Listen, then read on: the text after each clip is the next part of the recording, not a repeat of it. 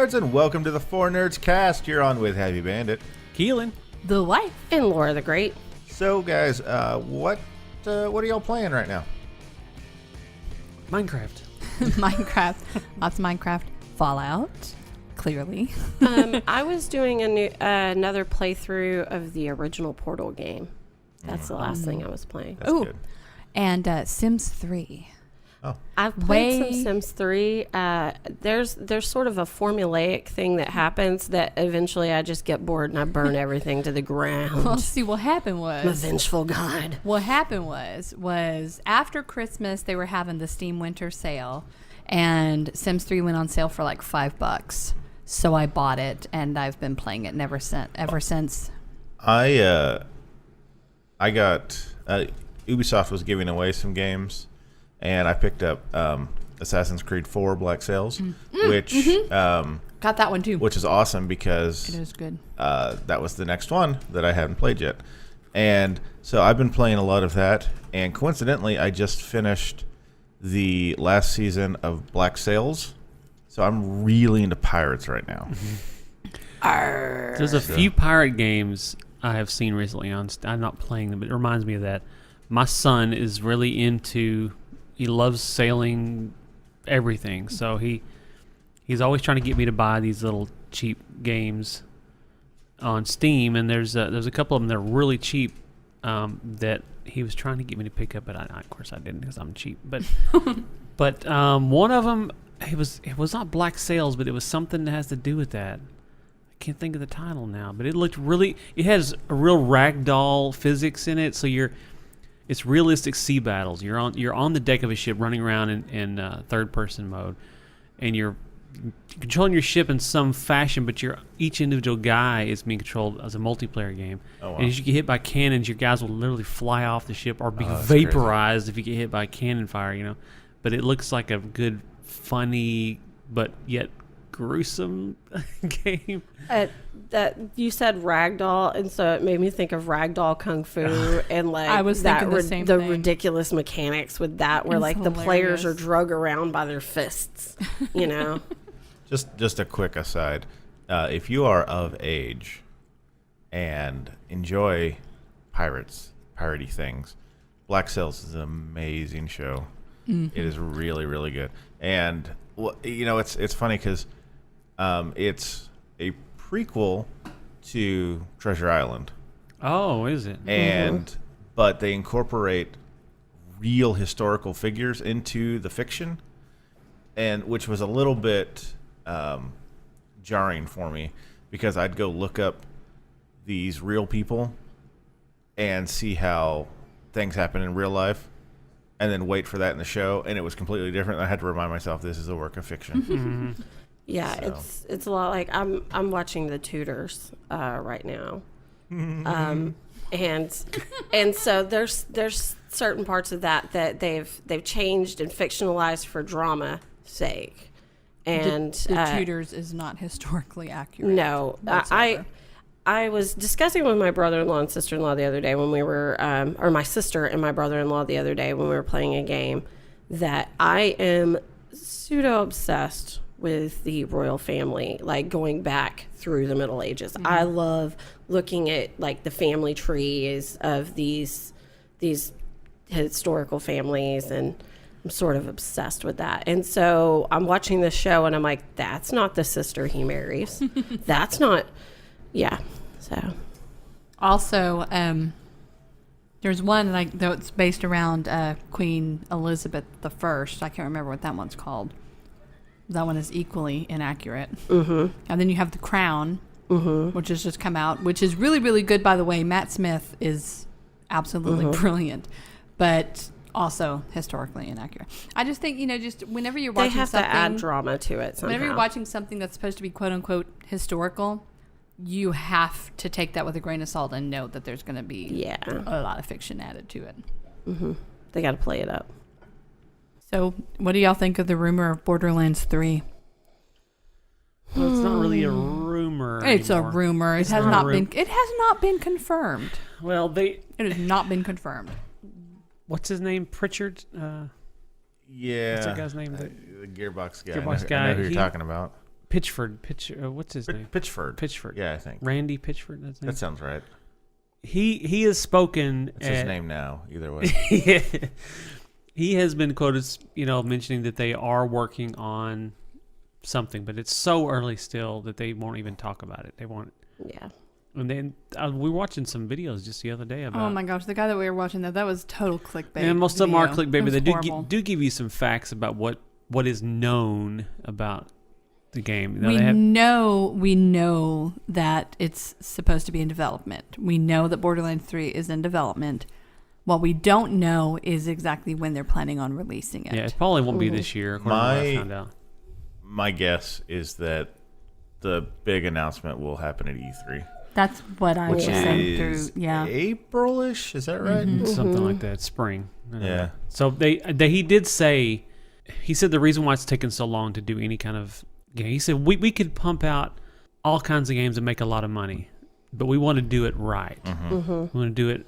And I really appreciate that. I really appreciate that fact. I would rather them take a long time to get it out, and when it's out, most of the bugs are taken care of, and it's good. And the storyline of 2, I liked a lot better than what they did with 1. 1 didn't have like a really overarching story. Well, they didn't have. I don't think they had the story that they wanted developed yet when the first one came out.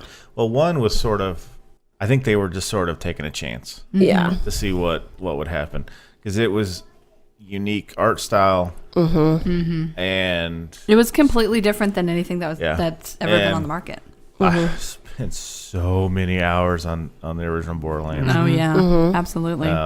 Such a good game. Single player co-op. I remember we bought the was it Borderlands 1 that we bought? Yeah, that we bought the copy on the PlayStation for them and a copy on the PlayStation for us so we could play with them. Yeah, because it was such a good game. I'm pretty sure I told the story before, but good luck finding it in all the videos. But when I was playing it a lot, it was on the Xbox, and a friend of a friend of a friend of a friend of a friend had done whatever you had to do to get modified weapons. And then we figured out a way to dupe those weapons. Oh. And so we just started passing them along. Oh my gosh, that's crazy. And look, in a case like this where it's all co-op, there's no competitive aspect of it at all. Yeah. I feel it's absolutely fine. I agree. All about fun. I think it's all about fun. Now, I mean, if there was some kind of competitive aspect of it, then I mean, if it was wrong. if it was like COD or Warhawk or something like that, absolutely. But we got there's 2 funny stories that come from this. One is we got a hold of this pistol that did every kind of elemental damage, like it just sort of cycled through it. Oh my gosh, cool. If you zoomed in, like it had a scope on it. If you looked down the scope and fired this gun, it would lock up your Xbox. Wow. I mean, it could not process all of this. What's going on? Yeah. The other thing that was really funny is there was also a modified shield that we all got. That was just, I mean, like the numbers went beyond the shield bar. Oh my gosh. And we had this friend who, we'd challenge to a duel every once in a while, and we would just beat the snot out of him every time. Months went by, and we realized we never gave him this shield. Oh no! Nobody was happy about that. But of course, now one of my friends, who you guys know, Jason, he had the Mordecai character, and had gotten the skill that ignored shields, so it didn't matter anyway. But it was just cracked us up when we realized we had gone months playing with this guy. That is so funny. We'd given him the guns, but somehow we missed the shield. That was back when you were playing with all the mains. Yeah. Yeah. Shout out to Low Main if you're listening. Speaking about old things, and we've been trying to introduce our kids to some of the stuff that we watched when we were kids. Like on Christmas, I asked one of my daughters if they wanted to watch this movie called Home Alone. And such a good movie. So I kind of described it about how it's this kid whose parents go on a trip and they accidentally leave him all by himself, and these people come to try and rob the house, and he stops them. He defends the house. And she goes, so it's kind of good that he got left there. First of all, I had never even considered that. If he had made that trip with everybody else, they would have come back and their house would have been robbed. Yeah. Completely. And flooded. True. And And flooded. flooded. Yeah. Because, they're the wet bandits. Wet So, bandits. but anyway, so she decides she wants to watch it. I said, okay, well, why don't you go check with your brother and sister? And they all come back. As I'm loading it in Plex, it shows the date. And I said, this movie came out when I was 8 years old, because it came out in 1990. Mm-hmm. And my oldest goes, wow, that's really neat. I go, you were going to say old, weren't you? Well, at least she held back. But My kids wouldn't. But they enjoyed it. But it's I also showed them Jumanji not too long ago, because we've seen the trailer for the new one and they're really excited the about new that. one looks a lot of fun. But and it's weird watching the movies of my childhood with my children. Funny story, to go back to Home Alone for a second. Funny story about Home Alone. Last time we watched that movie was last year, and I cried watching this movie. I'd never cried before watching this movie ever, but I cried, and I started crying when I realized that my son was the same age as Kevin.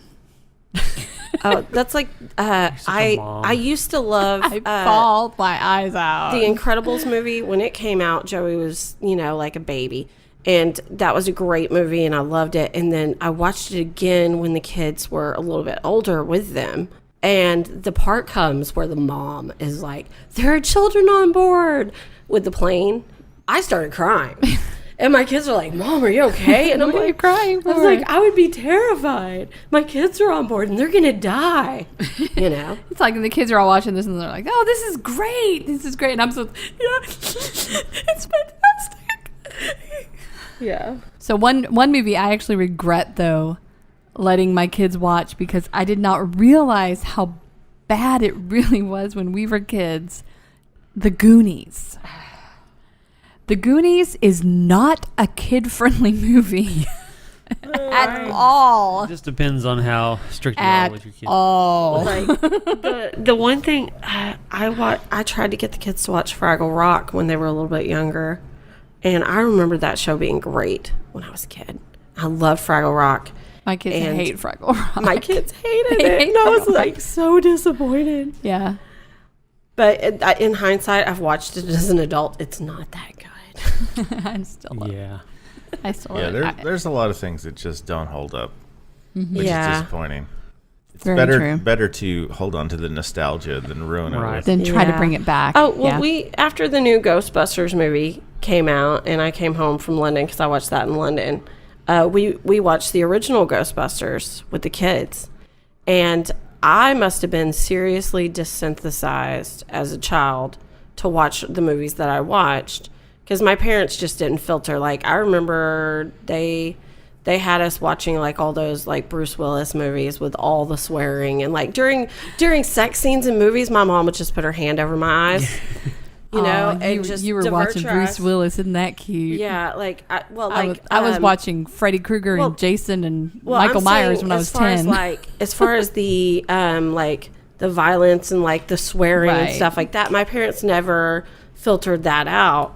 And so we're watching the Ghostbusters movie, and like within the first 5 minutes, that librarian jumps out and is all ghosty So and great. scares the crap out of my 6-year-old. So great. So yeah, he was sitting there terrified through most of the movie, and like I had to tell him it was okay. That's funny. Yeah. Yeah, that movie scared the crap out of me as a kid. Probably close to a year ago, but we watched Willow. With the Oh, I yeah. love that movie. kids. That holds up. Oh, Yes, it does. still a good movie. Absolutely. I have the Labyrinth T-shirt from Loot Crate, and my kids one day are like, "Who's that guy?" And I realized I had failed as a parent and never had them watch the Labyrinth, so they've watched it. And We've seen they that enjoyed multiple it. times. The Dark Crystal's another really good one. Is there something you would like to share, Happy? You've got that look on your face. I've still never watched Labyrinth. I want a divorce right now. I went and got it for the purpose of watching it. Yeah. There's a number of movies that I have gotten a hold of with the express purpose of being like, okay, the time has come. I can no longer keep going without watching this movie. Labyrinth is one of them. I still have not watched these movies. I guess Labyrinth is one of them. The Nightmare Before Christmas is another one. Yeah. Dark Crystal. Legend. The look on the wife's face just conveys, like, how can you be a person and never have watched these movies?